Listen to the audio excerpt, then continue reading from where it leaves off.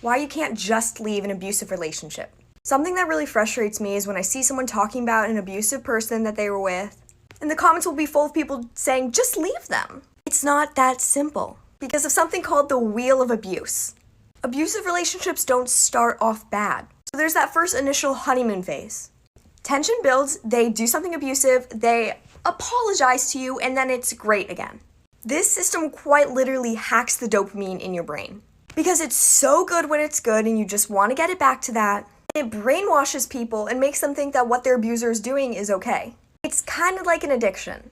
And part of the problem here is that they're tricking you into thinking that you're the problem and that you need to make sure they don't leave you. These people gaslight victims until they think that they're the problem, while the abuser gets into their head that they're the only person who's ever going to love them. So no, they can't just leave the abusive relationship. You do not know someone's situation. Stop blaming victims. Let's talk about why it's so hard to leave an abuser. Often people feel guilty or stupid because they stay with an abuser for so long and it takes them so long to leave. In fact, research shows that it takes about 8 times of breaking up and getting back together before someone finally calls it quits with a narcissistic abuser.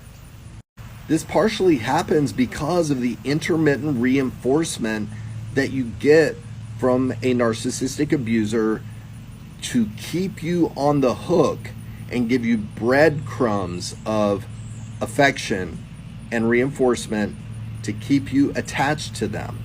Plus, once abuse occurs, the science shows that it actually changes the brain. These highs and lows and normalizing this chaotic relationship actually causes the bond between the abuser and the abused person to strengthen, and it makes it that much harder to leave. So if you've ever been in an abusive relationship like this and you had the courage and strength to actually leave, you should feel proud of yourself for having the strength to leave. Give yourself grace because you did it and you're free. You're not going to leave that toxic relationship until a few things happen. 1, you have to break the trauma bond. 2, you have to understand what actually has happened, who you're really in a relationship with, and how they truly feel about you.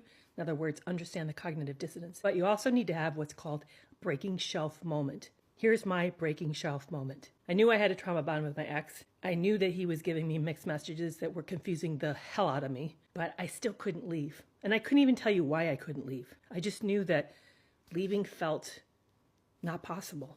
I was terrified. I felt immobilized. You know how you have a shelf in your house and you keep loading it up and you put more and more on the shelf and finally you put too much? And that moment you put too much, whatever it is, the shelf comes down. That's what has to happen in order for us to leave these toxic relationships. We need to have a moment when too much gets loaded on that shelf, it breaks, and when we're ready to leave. Here's my moment. I knew he was back to cheating.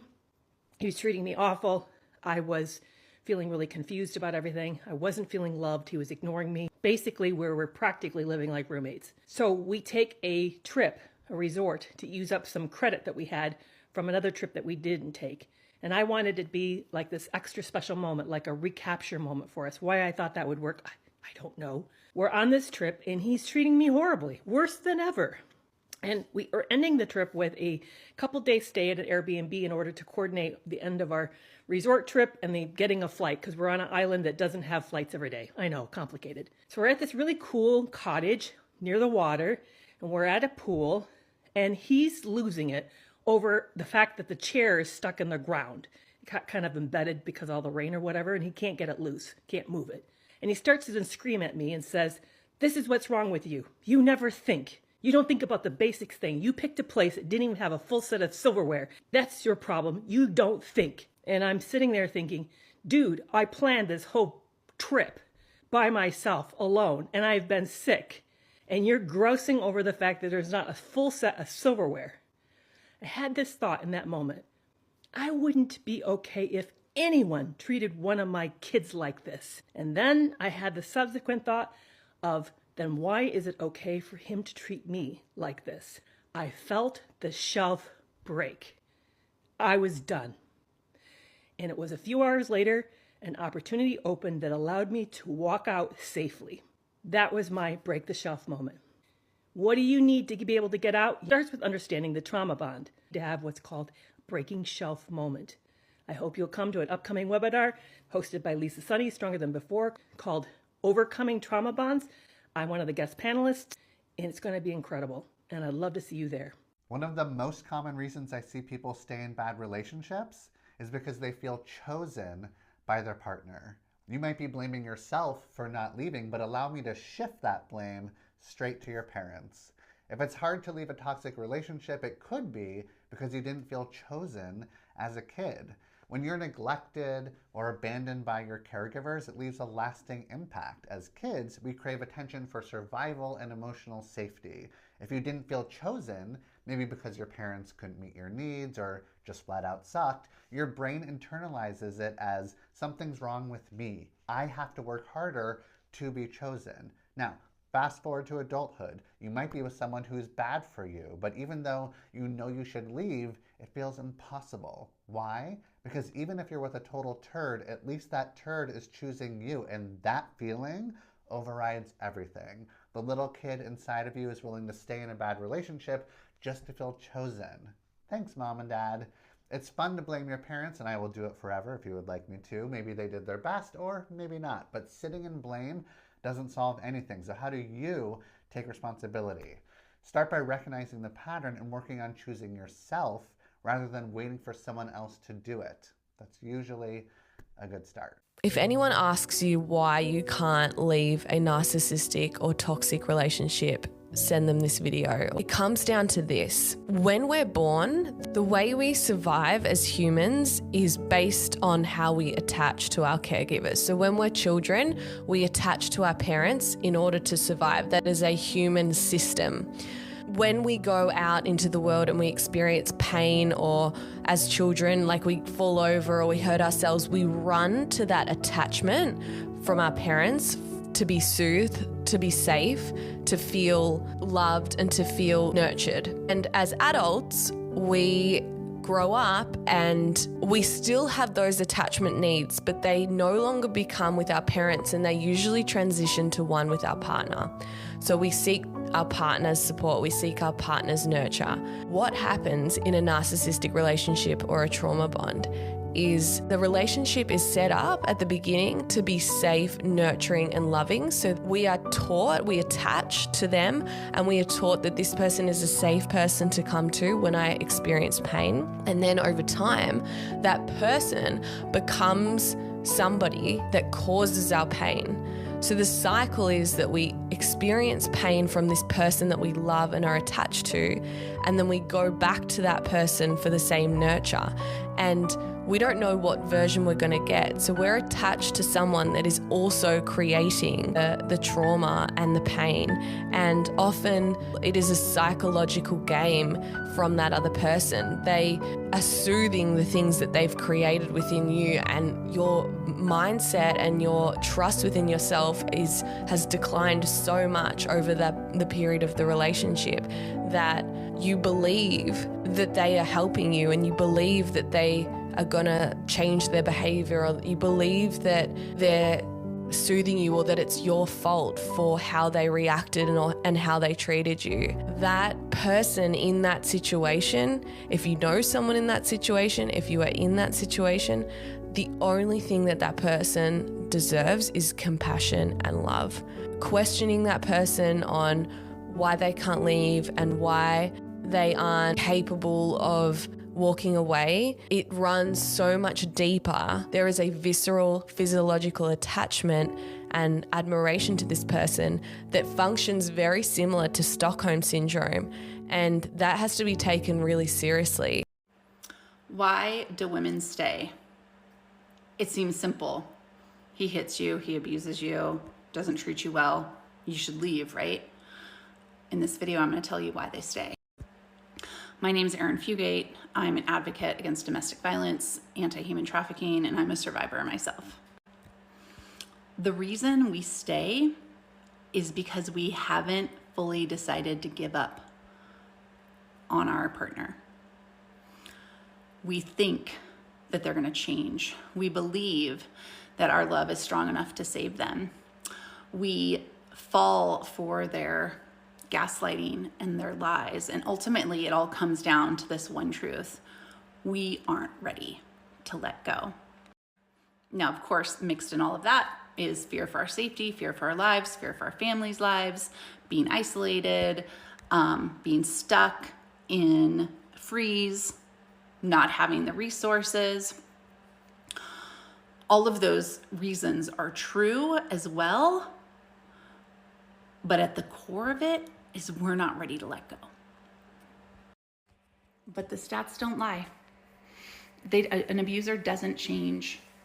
And if he really wants to get help, or she really wants to get help, she needs to be in inpatient treatment. And they have no business being in a relationship. So leave. Watch what they do for the next 3 years. Guaranteed, they're not going to get help. They're going to go do it to someone else. But don't stick around and think that your love can save them, because it can't. Oh my God, why can I not leave my abuser? I don't understand why I keep staying. And if I have left them, why do I keep going back? What is wrong with me? Well, the thing about the abuse cycle, the love bombing, idolization, devalue, and discard, it is comparable to being addicted to a substance. It yields the same results with respect to brain chemistry as substances. Let me explain. Anyone who's ever heard anything about heroin will know. They tell you the very first time that they use it, they get hooked immediately because they've never experienced this type of euphoria. They find out that it's really bad, it's really dangerous, but yet they continue to use it. Love bombing is the same thing.